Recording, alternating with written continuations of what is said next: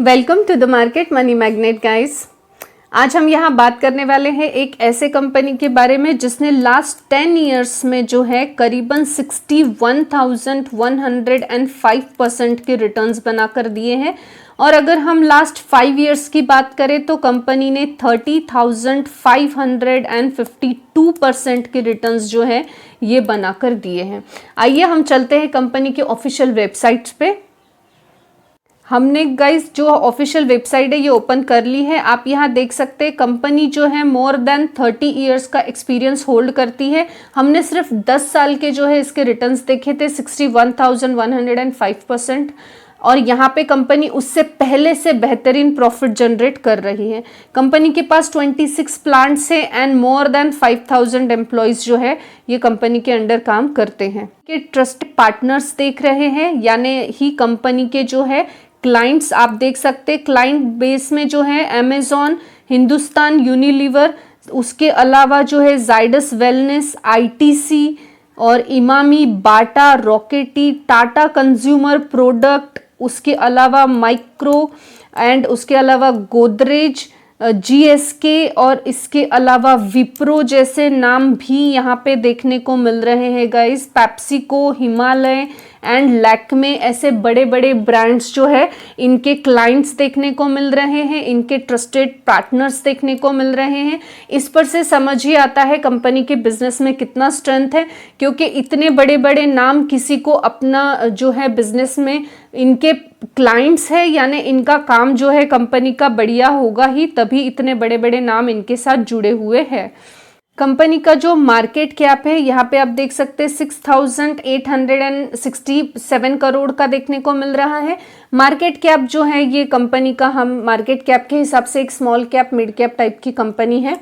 और आरओई भी हमें 16% और आरओसीई भी 16.3% का देखने को मिल रहा है।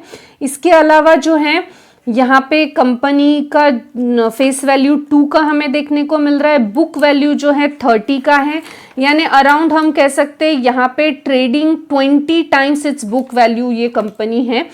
It's one of the negative point I thought for the company. हमने यहाँ शेयर होल्डिंग पैटर्न जो है ओपन कर लिया है। आप देख सकते हैं कंपनी के पास 64.85% का होल्डिंग है, जो कि कंपनी ने 2021 के बाद बढ़ाया है। FIS और DIS भी कंपनी में अवेलेबल है और पब्लिक जो है करीबन 23% की पब्लिक यहाँ देखने को मिल रही है। अगर हम कंपनी के रिजर्व्स देखें तो आप यहाँ देख सकते हैं कंपनी के जो रिजर्व्स है ये मार्च 21 में 231 करोड़ के थे, then 281 crore and 315 crore. Reserves continuously growing manner में हैं। अब एक small cap mid cap company के हिसाब से रिजर्व्स हमें अच्छे देखने को मिल रहे हैं। बोरोइंग भी कंपनी का जो है ग्रोइंग मैनर में है। बोरोइंग होना गलत नहीं होता, बोरोइंग किस तरह से यूटिलाइज हो रहा है वो ज़रूरी है।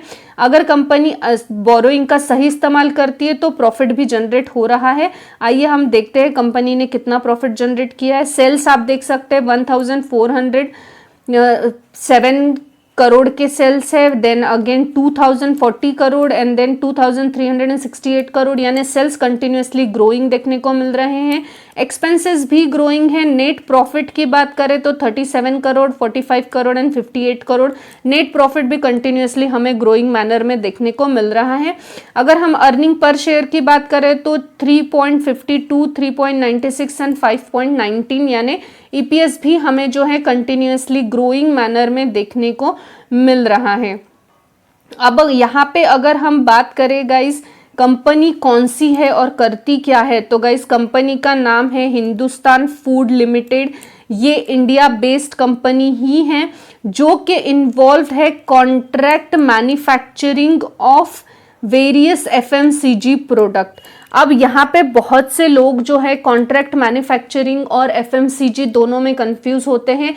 FMCG कंपनियां जो है कॉन्ट्रैक्ट मैन्युफैक्चरर कंपनियों के पास जाकर अपने जो प्रोडक्ट है उनके लिए जो है ये मैन्युफैक्चरिंग का काम करवाती है, क्योंकि उनको एक अलग से प्लांट डालना नहीं पड़ता या उनको इक्विपमेंट जो है वो हायर लेने नहीं पड़ते। इस वजह से इस तरह का काम जो है FMCG कंपनियां कॉन्ट्रैक्ट मैन्युफैक्चरर के पास देती हैं।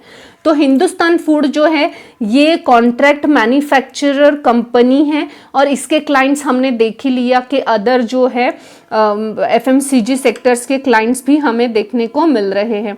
अगर हम इसके पियर्सिंग्स देखें तो पियर्सिंग में हमें जाइडस वेलनेस का नाम हमने देखा, इनके क्लाइंट्स में ही हमें वो देखने को मिल रहा है।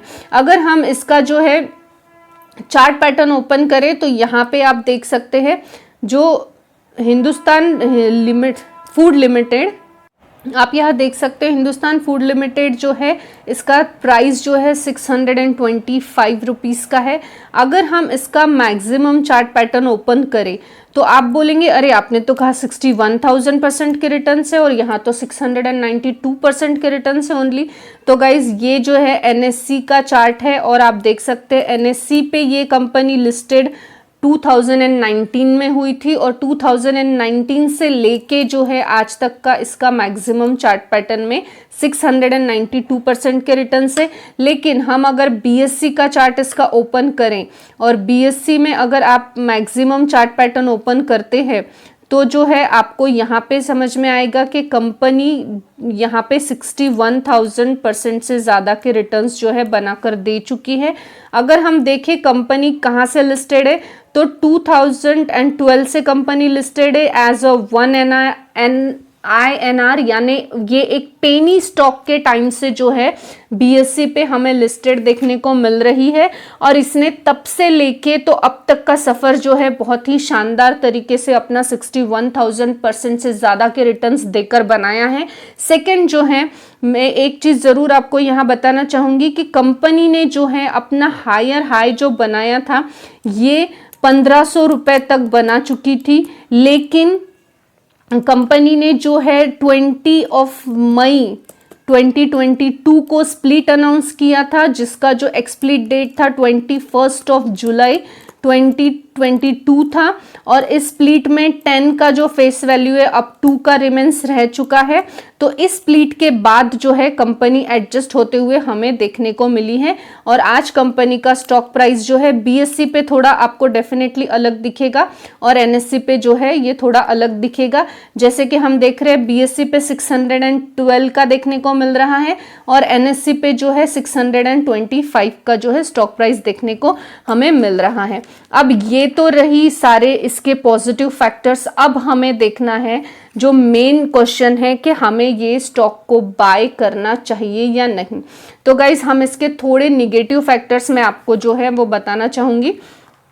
जैसे जो कॉन्ट्रैक्ट मैन्युफैक्चरिंग होता है, इंडस्ट्री है पूरी, ये जो है हाई वॉल्यूम्स पे चलती है एंड लो मार्जिन्स इसमें हमें देखने को मिलती है। अगर टिपिकली प्रॉफिट मार्जिन हम देखें सेक्टर रेंज के हिसाब से तो 2 से 4% की ही हमें ये जो है मैन्युफैक्चरिंग कॉन्ट्रैक्ट मैन्युफैक्चरिंग इंडस्ट्री की हमें देखने को मिलती है। ठीक है, तो अब ये तो रही ओवरऑल बिजनेस की बात। अगर ग्रोथ हम देखें एडिशनल, इनकी ग्रोथ किस पे डिपेंड है अगर हम ये बात करें तो गाइज इसकी ये जो सेक्टर होता है, ये सेक्टर की जो ग्रोथ है ये FMCG कॉन्ट्रैक्ट मैन्युफैक्चरिंग स्पेस में जो हम बोलेंगे इसकी जो ग्रोथ है ये पूरे सेक्टर की, ये डिपेंड होती है न्यू क्लाइंट्स पे, न्यू कैपेसिटीज पे एंड न्यू प्रोडक्ट कैटेगरीज पे। यानी अगर इनके पास क्लाइंट बेस अच्छा है, न्यू यानी नए नए क्लाइंट्स ऐड हो रहे हैं, अगर इनकी कैपेसिटी जो है जनरेट करने की वो अच्छी है और नए प्रोडक्ट जो है कैटेगरीज में ऐड हो रहे हैं तो इनके जो है हम कह सकते हैं ग्रोथ के चांसेस ज़्यादा देखने को हमें मिलते हैं। इसके अलावा जो हम इसमें एक चीज़ और ये है, अगर इस बेसिस पे बात करें तो हम जैसे कि देख चुके हैं इनके जो क्लाइंट्स हैं ये बहुत बढ़िया देखने को मिल रहे हैं हिंदुस्तान फूड के, और इनका जो प्रॉफिट मार्जिन है जैसे कि मैंने बताया हाई वॉल्यूम्स तो डेफिनेटली इसमें होते हैं लेकिन लो मार्जिन होती है और जो टिपिकल मार्जिन होती है प्रॉफिट मार्जिन ये 2 से 4% की है, तो 2 से 4% की मार्जिन होते हुए भी कंपनी ने जो है 10 सालों में 61% से ज़्यादा के रिटर्न्स बना कर दिए हैं, यानी एक फैंटास्टिक कंपनी है हम कह सकते हैं।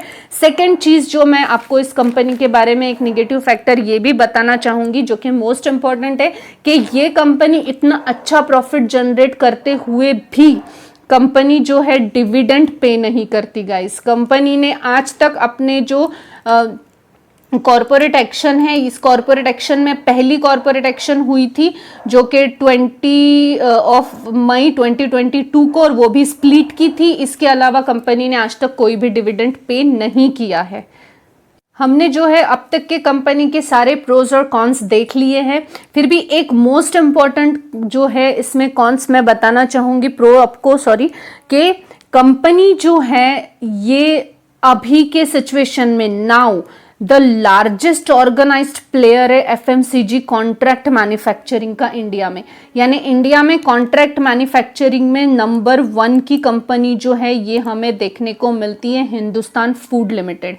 तो अब जो मोस्ट इंपॉर्टेंट क्वेश्चन है इसमें बाय करना चाहिए या नहीं, तो गाइस कंपनी के प्रोज और कॉन्स हमने दोनों देख लिए। जैसे कि हमें देखा कि डिसएडवांटेज में हमें कंपनी का जो सेक्टर रेंज है 2 से 4% का है, लेकिन फिर भी 5 सालों में कंपनी 30,000% से ज्यादा के रिटर्न्स बनाकर दे रही है। बाकी जो है इंडिया का number 1 manufacturer contract manufacturing company ये है, ये डिविडेंड पे नहीं करती है, लेकिन कंपनी का क्लाइंट बेस बढ़िया है, जो small cap mid cap type के हिसाब से बैलेंस शीट जो है बढ़िया है, प्रमोटर होल्डिंग अच्छी है। तो आप लॉन्ग टर्म के लिए यानी करीबन 5 सालों के लिए मिनिमम इस कंपनी को डेफिनेटली होल्ड कर सकते हो। ये स्टॉक जो है आपको बढ़िया रिटर्न्स बनाकर दे सकता है। अगर हम 5 सालों की बात कर रहे हैं और 30,000% के रिटर्न से, तो भी आपको 2-2.5 सालों में करीबन 1000% के रिटर्न्स बनाकर मिल रहे हैं। और मैं आपको ये ऐसे नहीं गारंटी से नहीं बता सकते, अकॉर्डिंग टू मार्केट ये चीज़ होने वाली है, लेकिन आप डेफिनेटली एक लॉन्ग टर्म के लिए ये स्टॉक को कंसिडर कर सकते हो, बशर्ते आपको जो है इसके क्लाइंट बेस्ड हमेशा चेक करते रहना पड़ेगा। यानी हर बार आपको हर साल या हर क्वार्टर में या मे बी ईयरली या हाफ ईयरली आपको चेक करना चाहिए। क्यों? क्योंकि इस कंपनी की ग्रोथ जो डिपेंड होती है ये न्यू क्लाइंट्स पे होती है, इनकी कैपेसिटी और प्रोडक्ट कैटेगरी पे। तो न्यू क्लाइंट्स इसमें ऐड हो रहे हैं, नहीं हो रहे हैं, जो क्लाइंट्स है वो कितने हैं, कब तक है, ये थोड़ा आपको वॉच डेफिनेटली करना पड़ेगा। लेकिन कंपनी बढ़िया है, अच्छे रिटर्न्स बना के दे रही है, आगे भी दे सकती है, आप इसको डेफिनेटली होल्ड कर सकते हो। सिर्फ डिविडेंड नहीं देती ये भी एक चीज़ है, लेकिन अगर लॉन्ग टर्म में आप इसको होल्ड करेंगे तो आप अच्छे रिटर्न्स जनरेट कर सकेंगे। आई होप गाइज आपको इन्फॉर्मेटिव लगी होगी। Thanks for watching.